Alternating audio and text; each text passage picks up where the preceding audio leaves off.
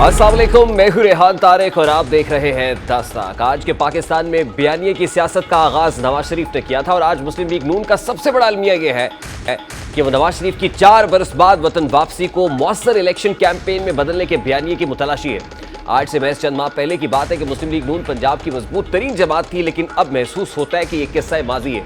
मुस्लिम league नून ने गुज़श्ता रोज शादरा में नवाज शरीफ की वापसी और उनका भरपूर इस्तकबाल करने के लिए पहले कन्वेंशन का इनेकाद किया है। गो कि ये कन्वेंशन था जिसमें उमूमन अवाम कम तादाद में ही शामिल होती है, लेकिन शादरा मुस्लिम लीग नून का गढ़ था। इस लिहाज से सबकी नजरें इस इज्तिमा पर मरकूज थी। कल होने वाला ये जलसा किसी भी तौर पर मुतासिर कुन नहीं था। इस कन्वेंशन की अहमियत इस लिहाज से भी थी कि इसको करने का वाहिद मकसद अवाम को मोबिलाइज करना था ताकि कायद नून लीग के इस्तकबाल को तारीखी बनाया जा सके। लेकिन फिलहाल मुस्लिम लीग नून इसमें नाकाम दिखाई देती है। जब से नवाज शरीफ की वापसी की तारीख तय हुई है तब से मुस्लिम लीग नून एक मौसर बयानी की तलाश में है और नवाज शरीफ की वापसी को एक गेम चेंजर के तौर पर बयान कर रही है। लेकिन उसी नवाज शरीफ की वापसी पर उनके इस्तकबाल की हिकमत अमली बनाने में मुकम्मल तौर पर नाकाम दिखाई देती है। 16 माह की हुकूमत ने मुस्लिम लीग नून को बहुत ज्यादा मुश्किलात में डाल दिया है, जिसको डिफेंड करना उनके लिए इंतहाई दुश्वार दिखाई दे रहा है। यही वजह है कि पहले नवाज शरीफ का इस्तकबाल एयरपोर्ट पर करने और 10 लाख लोग लाने की बात की गई, लेकिन आहिस्ता आहिस्ता ये बयानात पाकिस्तान में जलसे करने में तब्दील हुई है। मीनार पाकिस्तान में एक बड़ा पावर शो करना भी मुस्लिम लीग नून के एक दर्द सर उनके लिए बन चुका है। मुस्लिम लीग नून के नवाज शरीफ के इस्तकबाल को लेकर बयानिए में कैसे तब्दीलियां रूनुमा हुई हैं। अब नवाज शरीफ की वापसी की तारीख 21 अक्टूबर तय है, जिसके लिए टिकट तक कंफर्म हो चुकी है। जरा ये दावा कर रहे हैं कि नवाज शरीफ 21 तारीख को इत्तेहाद एयरलाइंस की परवाज EY243 पर अल्लामा इकबाल इंटरनेशनल एयरपोर्ट पहुंचेंगे। शाम 6:25 पर लैंडिंग होगी। मुस्लिम लीग नून चाहती है कि नवाज शरीफ की वापसी को तारीखी बनाया जाए ताकि इलेक्शन कैंपेन में आसानी हो, लेकिन मुस्लिम लीग नून मीनार पाकिस्तान में भी एक मौसर जलसा करने के लिए इंतहाई मुश्किलात का शिकार है। और ये मुश्किलात इस कदर ज़्यादा है कि मुस्लिम लीग का कारकुन उसको जमा करना, कारकुनान को मीनार पाकिस्तान लाना जुए शीर लाने के मुतरादिफ है। इस्तकबाल के लिए हर रोज़ मीटिंग्स हो रही हैं। उन मीटिंग्स में ओहदेदारों को बाज़ौक़ात इनामात और नवाजिशात का लालच दिया जा रहा है और कभी कभार उन्हें मुख्तलिफ ऐप्स के जरिए डराने की कोशिश की जा रही है। कभी किसी मीटिंग में मौसर तादाद में कारकुन लाने के लिए कारों की बजाय सवारी का मशवरा दिया जा रहा है, तो कभी कायदीन की जानिब से यूनियन काउंसिल की सतह तक मखसूस तादाद में बंदे लाने का टारगेट दिया जा रहा है। और ये सारे मशवरे इनामात और टारगेट्स पर मुनहसर है। अब यहाँ सवाल यह है कि सियासी मैदान में मजबूत हरीफ के तकरीबन आउट होने के बाद भी मुस्लिम लीग नून इतनी मुश्किलात का शिकार की और उसे अवामी हिमायत के लिए पापड़ बेलने पड़ रहे हैं। यह सवाल यह भी है कि क्या मुस्लिम लीग नून का अदम एतमाद के बाद हुकूमत लेना एक संगीन गलती है जो उसे अगले इलेक्शंस में अवामी हिमायत से कोसों दूर ले गई है और इसी डर से अब वो सानहा 9 मई की आड़ लेकर अपने मुखालिफ जमात को इलेक्शन से आउट करने की बात कर रही है। यह सवाल यह भी है कि पाकिस्तानी सियासत में बयानिए की इस्तिलाह मुतारिफ कराने वाली जमात के पास अवाम को कायल करने के लिए कोई मौसर बयानिया क्यों नहीं है और न ही कारकर्दगी बयान करने के लिए कुछ मौजूद है। तो ऐसे में वो अवाम को कैसे कायल करेंगे और कैसे माइल करेंगे कि वो पंडाल तक पहुंचे। मुस्लिम लीग नून इस बयानिए को पहले ही सरेंडर कर चुकी है, जिसने नवाज शरीफ और मरियम नवाज को 2017 से लेकर अब तक ज्यादा रखा और दबाव बख्शा। गुज़श्ता 10 रोज के दौरान मुस्लिम लीग नून की क़यादत की जानिब से एक के बाद एक बयानिया दिया गया, लेकिन अगले ही दिन इस बयानिए से बैकफुट पर आना पड़ा। उनके बयानात हर गुजरते दिन के साथ कैसे बदलते रहे। अब मौजूदा हालात में क्या हकीकत और क्या महज तासुर है, इसका अंदाजा नवाज शरीफ की वापसी के मौके पर इस्तकबाल से ही होगा। 16 माह की लंगड़ी लूली हुकूमत, बेतहाशा महंगाई का बोझ और दोबारा से वोट को इज्जत दो के बयानी से दस्तबरदारी फिलहाल मुस्लिम लीग नून के लिए दर्द सर दिखाई देती है। मुस्लिम लीग नून की सियासी तिजोरी में अवाम को देने के लिए क्या बाकी है और नवाज शरीफ अवाम को उम्मीद से यकीन तक कैसे साथ रखते हैं, चंद ही रोज में मालूम हो जाएगा। नवाज शरीफ एयरपोर्ट से सीधा जेल जाएंगे या मीनार पाकिस्तान, ये गुत्थी भी अभी तक सुलझना बाकी है और ये सवाल बार बार केयर टेकर गवर्नमेंट से होता है। आज भी केयर टेकर इंटीरियर मिनिस्टर से ये सवाल हुआ, उन्होंने इस सवाल पे कैसे किया। सरफराज बुख्ती साहब क्या कहते हैं, जरा उसकी एक झलक आपके सामने रखते हैं। मैं नवाज शरीफ तो वो लीडर हैं जो बेटी समेत खुद जेल जाने के लिए आ गए थे। अगर उनको जेल जाने का खौफ होता तो वो बेटी समेत, जब उनका बदतरीन मुखालिफ इधर वज़ीर आज़म था तो वो उस वक्त भी आ गए थे। तो कानून जो है वो कानून के मुताबिक देखेंगे, किसी भी शहरी को हम कानून के मुताबिक ही ट्रीट करें। अब नवाज शरीफ वापस आ रहे हैं, टिकट कटा बैठे हैं, मुश्किलात तो है। वो मुश्किलात इकोनॉमिक डोमेन में भी है, नैरेटिव बिल्डिंग की डोमेन में भी है और फिर लीगल फ्रंट पे भी मुश्किलात का सामना तो करना पड़ेगा। बात करेंगे इस वक्त सीनियर तजियाकार अब्दुल्ला गुल साहब ने भी ज्वाइन किया है। अस्सलाम वालेकुम अब्दुल्ला गुल साहब, बहुत बहुत शुक्रिया आपके वक्त के लिए। अब जब ये कंफर्म हो रहा है कि 21 अक्टूबर की टिकट कट चुकी है, मियाँ साहब वापस आ रहे हैं, तो हर्डल्स क्या है, किन किन डोमेन्स में क्या क्या हर्डल्स होंगी जो उनके सामने खड़ी होंगी? बिस्मिल्लाहिर्रहमानिर्रहीम जी, हर्डल्स तो देखें ना कानूनी तौर पर बहुत ज़्यादा हैं। सबसे बड़ी हर्डल तो ये है कि एक तो उनका जो मसला है वो इस्लामाबाद अदालत के साथ है, और इस्लामाबाद अदालत जो है वो ज़ाहिर है वहाँ पेश होने के लिए लाहौर लैंडिंग होगी, तो कानून के मुताबिक तो उनको जो है वो अरेस्ट किया जाएगा, ये एक बहुत बड़ी हर्डल है। और दूसरी बात यह है कि जो प्री अरेस्ट वगैरह बेल इस तरह से सारी चीज़ें तब होती हैं जब आपको अदालत के रूबरू पेश हों, और एक आदमी जिसको पहले मफरूर करार दे दिया गया हो उसके लिए ये मुश्किलात में इजाफा होगा। लेकिन बहरहाल ज़ाहिर है मियाँ नवाज शरीफ अगर आ रहे हैं तो वो अपने तमाम जो लूप होल्स हैं, जो कमज़ोर पहलू हैं, वो हम सबसे ज़्यादा इस पे बाखबर भी होंगे और उनको इल्म भी होगा, और ज़ाहिर है उनके लिए लॉबिंग भी यहाँ हो रही है।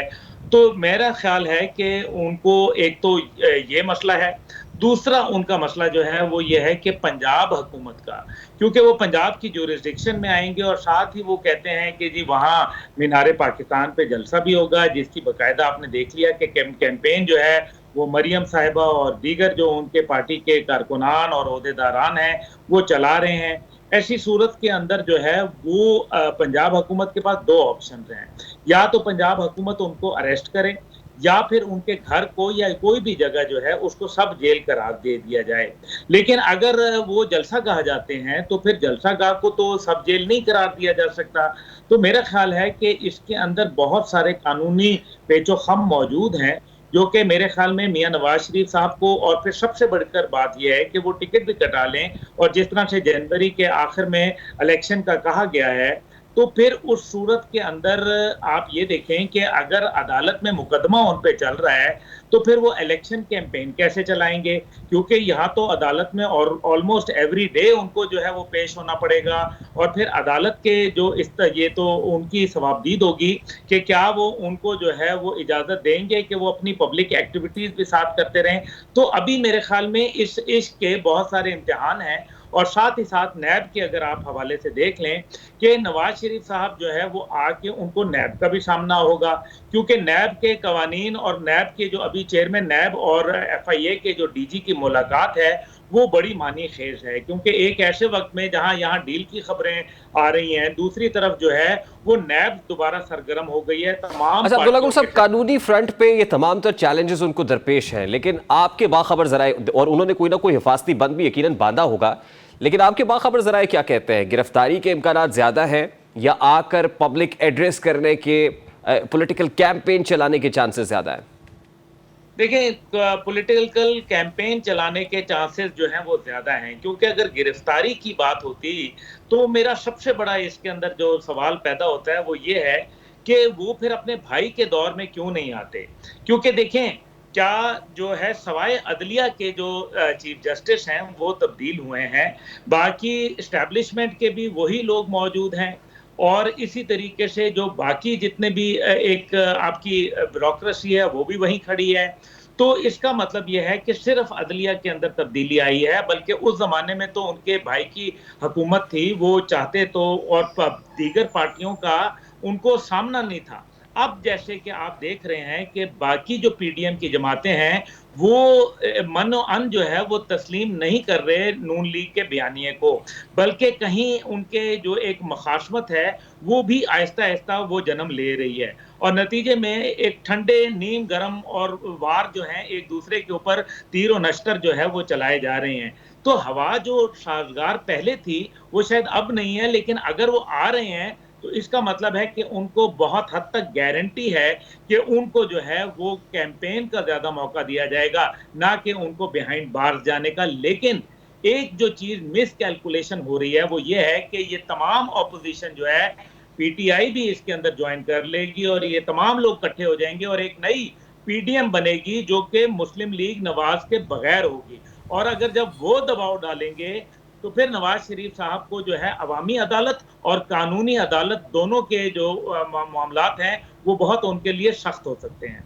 लेकिन ये मुस्तकबिल करीब में तो ऐसा होता हुआ दिखाई नहीं दे रहा, क्योंकि मौलाना फजलुर रहमान भी अभी कोई आर्च राइवल तो नहीं है मियाँ नवाज शरीफ की, वो भी इत्तेहादी हैं और वो उनके हक में ही बयानात दे रहे हैं। उसके साथ जो छोटी बड़ी जमातें हैं, इवन पाकिस्तान तहरीक इंसाफ के हिस्से बखरे होने के बाद भी इस्तेहकाम पाकिस्तान पार्टी हो या PTI पार्लियामेंटेरियन हो, और जाहिर है जब हवाओं का रुख एक तरफ होता है तो इस तरह की छोटी बड़ी जमातों का रुख भी उसी तरफ होता है जहां हवा का रुख होता है। तो मुस्तकबिल करीब में तो ऐसा होता हुआ दिखाई नहीं दे रहा कि कोई पीडीएम बने या कोई ऐसा महाज बने जो एंटी नवाज शरीफ या एंटी पीएमएलएन हो। ये बात आपकी बिल्कुल दुरुस्त है, क्योंकि हवा का रुख जो है वो तो फिलहाल मुस्लिम लीग नवाज की तरफ है, रायविंड की जानिब है। लेकिन साथ ही साथ ये है कि ये एक बड़ी ख़तरनाक गेम है, क्योंकि ये जो पावर गेम होती है ना, इसके अंदर बड़े बड़े बादशाह जो हैं, जो बड़े नेक परहेजगार होते हैं, वो भी अपने बापों की आंखों के अंदर जो है ना सिलाइयाँ फिरवा देते हैं, भाई को जो है वो हाथी तले कुचलवा देते हैं। ये जब मामला आएगा कि हमें क्या मिला, देखिए इस टाइम पे जो पीएमएलएन की जो सोच नजर आ रही है वो सोलो फ्लाइट की तौर पर नजर आ रही है। लेकिन जब उनको किसी की भी आप राजधानी के अंदर जो है वो खराबी पैदा करेंगे, या उनके देखें ना, अभी इस्तेहकाम पाकिस्तान पार्टी है, अभी मैं तो हमेशा से यही कह रहा था कि लोग ये पार्किंग प्लेस के तौर पर इस जगह को इस्तेमाल कर रहे हैं, थोड़ी देर के लिए आएंगे, गाड़ी खड़ी करेंगे, उसके बाद किसी और जगह, और अंग्रेजी में अगर इसको ट्रांजिट कह लें तो और ज्यादा मुनासिब होगा। और इसी तरीके से आप देखें कि बिलावल क्या कह रहे हैं कि लेवल प्लेइंग फील्ड वो मांग रहे हैं मुस्लिम लीग नवाज से, और अगर उनको लेवल प्लेइंग फील्ड ना मिली तो फिर उसका रद्द अमल जाहिर है वो तो आएगा। फिर तीसरी तरफ जो है एमक्यूएम मौजूद है, एमक्यूएम भी अपने तहफ़्फ़ुज़ात का बड़ा वाज़ेह और बरमला इजहार कर चुकी, और एमक्यूएम और जो पीपल्स पार्टी है वो दोनों सिंध से ओरिजिनेट करते हैं, यानी कि सिंध कार्ड दोबारा खेले जाने के कभी इम्कानात हैं। और तीसरी तरफ जो है वो आप मौलाना फजल रहमान को अगर देख लें तो मौलाना फजल रहमान तो जाहिर है उनकी तो कोशिश ये है कि वो हुकूमती जो इत्तेहाद होता है उसी के अंदर शामिल होते हैं। लेकिन क्या नवाज शरीफ इत्तेहाद करने के मूड में हैं, क्योंकि दुबई के अंदर मौलाना फजल रहमान मौजूद नहीं थे? ये एक बहुत बड़ा सवालिया निशान है। तीसरी तरफ जो है वो पीटीआई है, पीटीआई के चाहे बेशक छोटे मोटे हिस्से बन चुके हैं, लेकिन बहरहाल एक अवामी राय उनके मुतल्लिक मौजूद अच्छा है। अब्दुल्ला गुल साहब, मेरा बड़ा सादा सा सवाल है। देखिए, हवा का रुख जरूर पीएमएलएन की तरफ है और तासुर ये उभर रहा है कि इस वक्त वो फेवरेट है, लेकिन पॉपुलैरिटी भी ऑब्वियसली एक बहुत बड़ा फैक्टर है।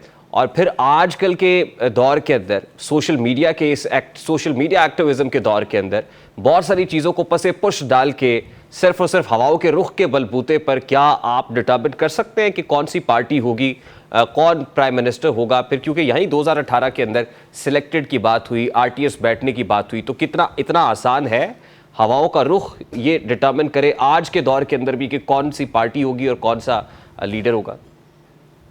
मेरा ख्याल है कि जो 2018 में जिस तरीके से काम किया गया वो तो मैं समझता हूं कि उसकी मिसाल नहीं। पहले देखिए ना, पॉलिटिकल इंजीनियरिंग करना और बात है और पॉलिटिकल मेडलिंग करना और बात है। यानी कि आपने इंजीनियरिंग ये होती है कि आप कहते हैं कि जी चलें अब्दुल्ला आप यहाँ रावलपिंडी में बैठ जाएं, आपकी पार्टी को हम कराची में अकोमोडेट कर देते हैं, यानी कि यहाँ फर्ज करें मुस्लिम लीग का वोट ज्यादा है और उधर एमक्यूएम का ज्यादा है, तो हम आपको इस तरीके से अंडरस्टैंडिंग करवा देते हैं। ये होती है political engineering.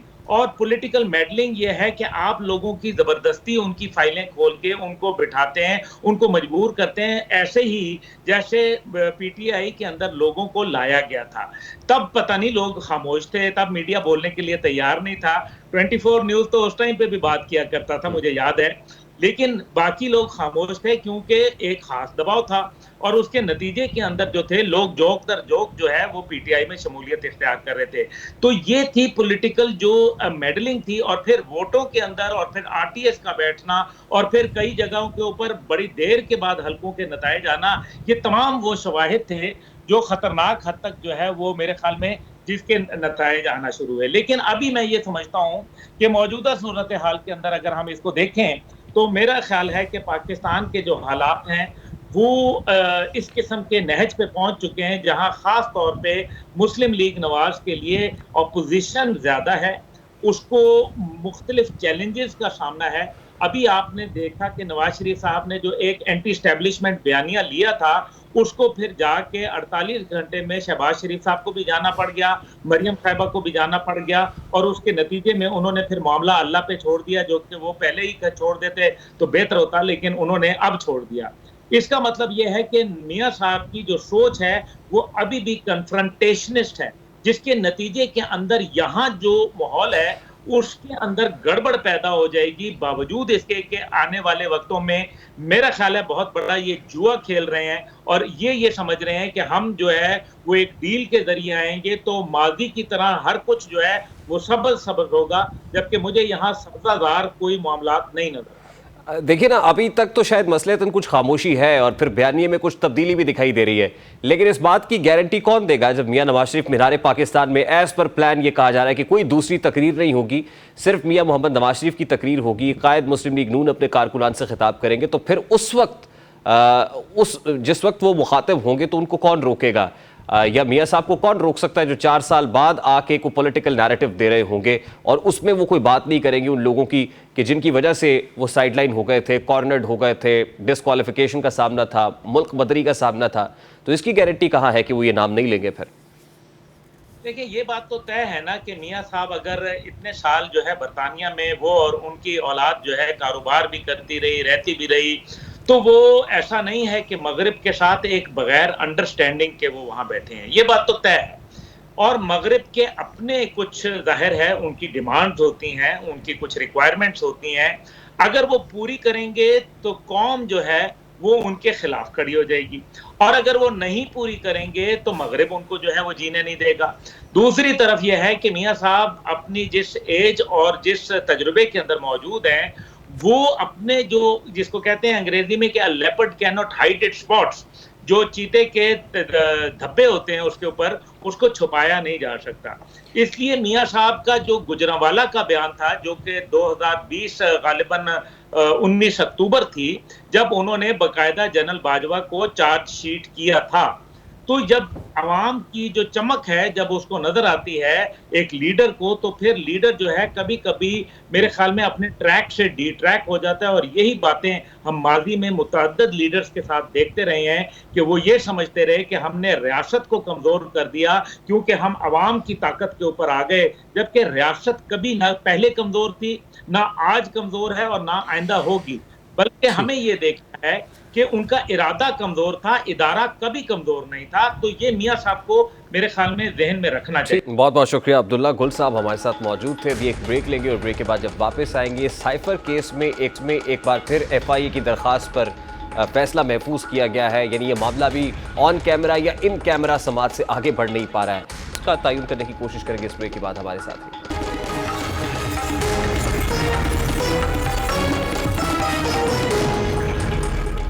Islamabad high court में चेयरमैन PTI की साइफर केस में दरखास्त जमानत पर एक बार फिर समाअत हुई और हैरानकुन तौर पर FIA की जानिब से एक बार फिर इन कैमरा ये समाअत सुनने की इस्तदा की गई और एक बार फिर अदालत आलिया की तरफ से फैसला महफूज कर लिया गया है। हैरानकुन अमर यह है कि आज से पहले भी FIA इन कैमरा समाअत की दरखास्त कर रहा था और गुज़श्ता समाअत पर भी इस पर फैसला महफूज हुआ था कि इन कैमरा समाअत होगी या ऑन कैमरा, यानी जिसके अंदर को पब्लिक ट्रायल होगा। लेकिन आज एक बार फिर सिमिलर नौयत की दरखास्त आई और फिर सिमिलर नौयत का फैसला भी महफूज, यानी फैसला एक बार फिर से महफूज कर लिया गया है।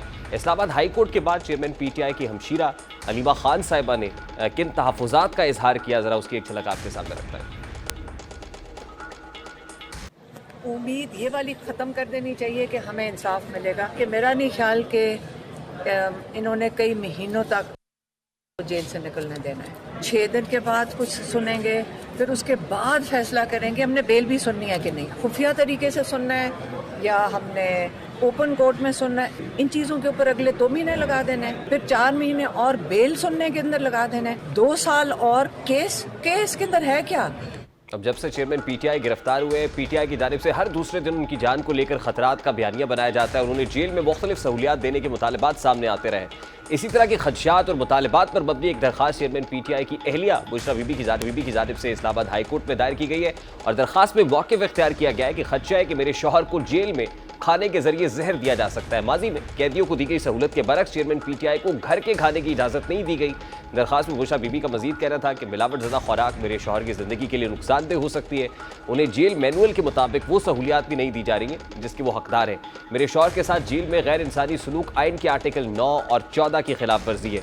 दरखास्त में अदालत से इस्तदा की गई है कि जेल में सहूलियात की फरहमी से मुताल्लिक अदालती हुक्म पर अमल दरामद कराया जाए, जिम्मेदार मेडिकल अफसर के जरिए खालिस खुराक की फरहमी को यकीनी बनाया जाए और चेयरमैन PTI को जेल में वॉक और एक्सरसाइज की सहूलत फराहम की जाए। ये दरख्वास्त भी इस्लामाबाद में दायर की गई है। बात करेंगे इस वक्त सीनियर सहाफ़ी साकिब बशीर साहब ने हमें ज्वाइन किया है। अस्सलाम वालेकुम साकिब बशीर साहब, बहुत बहुत शुक्रिया आपके वक्त के लिए। सबसे पहले तो बड़ा सादा सा सवाल है, साइफर केस एक बार फिर इस मामले पर लटका हुआ है कि समात इन कैमरा होनी है या ऑन कैमरा। क्या वजूहात है कि आज भी ये मामला इससे आगे नहीं बढ़ सका? वजह तो मेरा नहीं ख्याल कि वो मामूली वजह, गैर मामूली सूरत हाल ही मुझे तो नज़र आई है। उसकी वजह मतलब उसके पीछे रीज़न ये है कि आज से 7 दिन पहले भी यही चीज़ हमने देखी कि लास्ट मंडे को जब ये केस जो है वो सामने आया चेयरमैन पीटीआई का, तो वहाँ पे एफआईए ने ये पॉइंट उठाया अदालत के सामने कि इसमें इन कैमरा समात जो है वो की जाए। तो अदालत ने फैसला महफूज कर लिया और वो फैसला 2-3 दिन के बाद आया और उसके बाद आज के लिए समात जो है वो मुलतवी हुई। 7 दिन के बाद आज फिर केस लगा और एफआईए ने नई दरख्वास्त दायर की थी कि इन कैमरा समात की जाए। तो आज फिर जो है वो फैसला महफूज हो गया है। मेरा ये ख्याल है कि डेफिनेटली जो इस्लामाबाद हाई कोर्ट है वो इस कानूनी पहलू है उनका जायजा ले करके इन कैमरा समात होनी चाहिए या नहीं होनी चाहिए वो उस पर अपना व्यू देंगे। लेकिन जब गुज़श्ता समात पर भी जो बुकला थे चेयरमैन पीटीआई के, उनकी जानिब से ये कहा गया था कि अगर जो गैर ज़रूरी लोग हैं उनको अदालत निकालना चाहे बाहर तो निकाल सकती है। तो उसमें अदालत ने फैसला महफूज किया था। अब आज फिर फैसला महफूज हो गया और बज़ाहिर जो इमरान खान जो है उनकी ज़मानत की दरख्वास्त पर मामला लटक गया है। और इसमें जो एफआईए है उसकी जानिब से सेंसिटिव नेचर का जिक्र किया गया कि सेंसिटिव नेचर की जो उनके खिलाफ उनके पास जो है वो ऐसी चीज़ें हैं जो पब्लिक नहीं कर सकते, जो ऑलरेडी पब्लिक नहीं। लेकिन साकिब साहब, आजम खान के अलावा भी तो तकरीबन 28 गवाह बताए जा रहे हैं इस केस में। जी, 28 गवाह जो है उन्होंने सिर्फ यही बताना है कि फॉर एग्जांपल एक जब साइफर वहाँ से आया उसको डीकोड किया वजारत खारजा में, तो जब डीकोड कर दिया तो उसके बाद उसका एक डेफिनेटली एक इन्वेलप बना होगा, एक फ़ाइल बनी होगी। अच्छा, वो फ़ाइल वजारत खारजा से फॉर एग्जांपल 5 या 8 अफसरान की टेबल से होती होती वो पहुंची प्राइम मिनिस्टर ऑफिस में और प्राइम मिनिस्टर ऑफिस में भी एक पूरे चैनल के जरिए पहुंची वज़ीर आज़म तक। तो वो जो डीकोड किया गया इनिशियली, जिसने डीकोड किया तो उसने जब उसको उस फाइल को क्लोज कर दिया तो उस फाइल में सिर्फ वो आगे फॉरवर्ड किए जा रहे हैं, तो उसमें कोई ऐसी सेंसिटिविटी जो है वो इन्वॉल्व नहीं है। अच्छा साकिब साहब, ये जो जमानत की दरखास्त है चेयरमैन पीटीआई की, जिसके लिए वकला कोशिशें करते हुए दिखाई दे रहे हैं, इसका स्टेटस क्या है एफआईए की जानिब से चालान जमा करा देने के बाद, कि जिसमें चेयरमैन और वाइस चेयरमैन पीटीआई दोनों को कसूरवार ठहराया गया है, जुर्म साबित किया गया है चालान के अंदर, तो इसके बाद जमानत की जो दरखास्त है उसकी लीगल ग्राउंड्स क्या होंगी? कि क्या इन दोनों को पेश किया जाएगा तो जमानत हो जाएगी वो इस तरह के केसेस में? क्या होता है? जो दोनों मामला अलग अलग चल रहे हैं। जो ज़मानत है वो हाई कोर्ट में है और उसका ज़ाहिर सी बात है ट्रायल कोर्ट के उसके साथ कोई डायरेक्ट या मैं कहता हूँ इनडायरेक्ट भी कोई ताल्लुक नहीं है। इनडायरेक्ट ताल्लुक थोड़ा सा है और जो ट्रायल कोर्ट में मामला चल रहा है वो टोटली डिफरेंट है। ट्रायल कोर्ट अब प्रोसीडिंग्स जो है वो 4 अक्टूबर को उन्होंने आज ट्रायल का बाकायदा आगाज़ कर दिया है। 4 अक्टूबर को चेयरमैन पीटीआई और शाह महमूद कुरैशी को साइफर की वो ऑफिशियल सीक्रेट एक्ट की अदालत में लाया जाएगा और वहाँ पे ट्रायल आगे बढ़ेगा। वो जो उसकी फाइल है जो चालान की वो उनके हैंडओवर होगी। वो जो कॉपीज़ होती हैं मुतलका जो मुल्ज़मान को दी जाएंगी, उनकी हाज़िरी लगेगी और उनके लिए फ्रेमिंग ऑफ चार्ज की तारीख जो है वो मुकर्रर कर दी जाएगी। इस्लामाबाद हाई कोर्ट में जो मामला है वो अब उसमें इन कैमरा होना है या नहीं होनी ज़मानत की जो दरख्वास्त पर समात है उस पर पहले डिसाइड होगा। 2 रोज़ कम से कम अदालत ने लग सकते हैं। तो मेरा ये ख्याल है कि फ्राइडे तक ये ज़मानत जो है फिक्स होगी। अगर ये इस्लामाबाद हाई कोर्ट में ज़मानत वाला मामला लटका और डेफिनेटली एफआईए ये कहेगी कि क्योंकि चालान जमा हो चुका है, अदालत बजाय इससे कि चेयरमैन पीटीआई को जो है वो ज़मानत दे, वो ट्रायल कोर्ट को डायरेक्ट करें कि ट्रायल कोर्ट 1-1.5 महीने या 2 महीने में इसका ट्रायल कंक्लूड कर दें। तो ये एक पॉसिबिलिटी बाद औक़ात होती है कि जब चालान जमा हो जाए तो फिर जो अपर कोर्ट्स होती हैं जो हाई कोर्ट्स, तो वो ये कहती होती है कि चालान जमा हो गया है तो अब हम उनको कहते हैं जल्दी वो आपके केस का फैसला कर देते हैं, बजाय इसके कि हम जो है वो बेल हम पेंड रख लेते हैं। तो ये एक थोड़ा सा लिंक बनता है, ज्यादा लिंक नहीं है, दोनों प्रोसीडिंग्स अलग अलग चल रही हैं। ठीक। अच्छा, जब चेयरमैन पीटीआई अटक जेल में थे तो उस वक्त भी रिजर्वेशंस थी बुशरा बीबी की भी और उनके वकला की भी कि उनको वहाँ सहूलियात मुहैया नहीं की जा रही। अब बुशरा बीबी की तरफ से एक और दरखास्त एडवोकेट लतीफ़ खोसा की वसातत से जमा कराई गई है जिसमें बताया गया है कि चेयरमैन पीटीआई की जान को खतरा है। तो इस दरखास्त के कंटेंट्स क्या है और क्या वाकई ऐसी ही सूरत हाल है जैसी बताई जा रही? सूरत हाल तो डेफिनेटली है ऐसी, मतलब जो बी क्लास, जो better class ex prime minister को मिलनी चाहिए वो अडयाला जेल में उनको नहीं दी गई। लेकिन जिस तरह की सूरत हाल पीटीआई या उनकी लीगल टीम कह रही है इतनी भी वर्स्ट नहीं है, जहाँ तक मैंने पता किया है, चेक किया है, इतनी भी वर्स्ट नहीं है। लेकिन बहरहाल जो उनके खदशात हैं वो अब राइट रखते हैं कि अपने क्लाइंट के लिए उनको उठाएं। और जो बुशरा बीबी ने दरख्वास्त दी उसमें भी उसका जिक्र खास तौर पर ये उन्होंने कहा कि हमें ये खदशा है कि उनको जहर जो है वो दिया जा सकता है, उनके लिए खाने का जो बंदोबस्त है वो ठीक नहीं है, पानी उनको ठीक नहीं मिल रहा, इसी तरह उनको जो सहूलियात जो एक्स प्राइम मिनिस्टर चाहिए। और इसी तरह 25 सितंबर का इस्लामाबाद हाई कोर्ट के चीफ जस्टिस आमिर फारूक साहब का ये फैसला है कि जेल रूल्स के मुताबिक जो भी सहूलियात के वो इंटाइटलमेंट है वो दी जाए। तो ये भी बुशरा बीबी ने कहा है कि उस फैसले पर भी अमल नहीं हुआ। अलीमा खान साहिबा ने भी इन खदशात का इजहार किया कि हमें तो मायूसी है कि चेयरमैन पीटीआई या उनके भाई को जल्दी रिलीज़ हो जाएंगे, हमें दिखाई नहीं देता। आपको क्या लग रहा है आने वाले दिनों में डिफ़िकल्टीज बढ़ती भी देख रहे हैं या कि कहीं ना कहीं कोई ब्रीदिंग स्पेस या कोई रिलीफ मिल सकता है?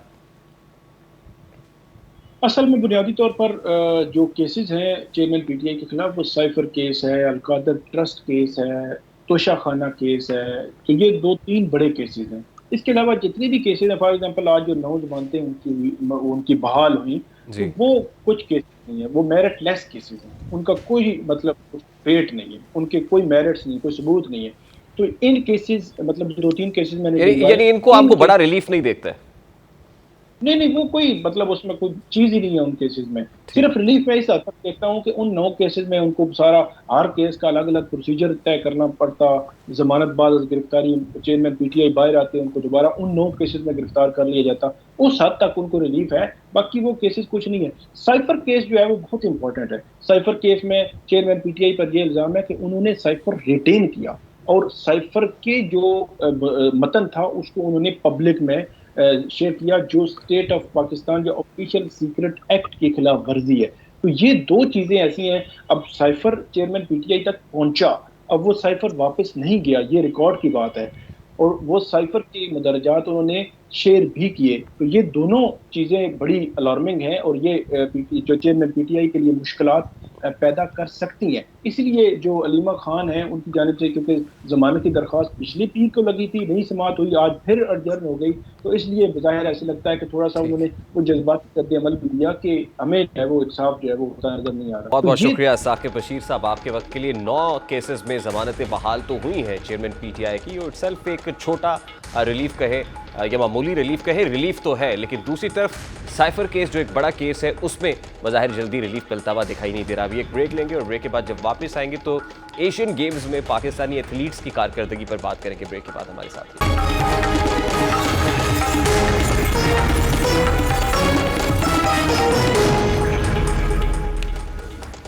मेरे मुल्क में मुसीबतों, मुश्किलात और नाहियों की ऐसी ऐसी दास्तानें रकम होती हैं कि ये एक पर दिल खून के आंसू रोता है। अब तो ये समझना मुश्किल होता है कि किसी नाअहल और नालायकी पर रोया जाए और किस नाकामी पर शर्मसारी का इजहार किया जाए।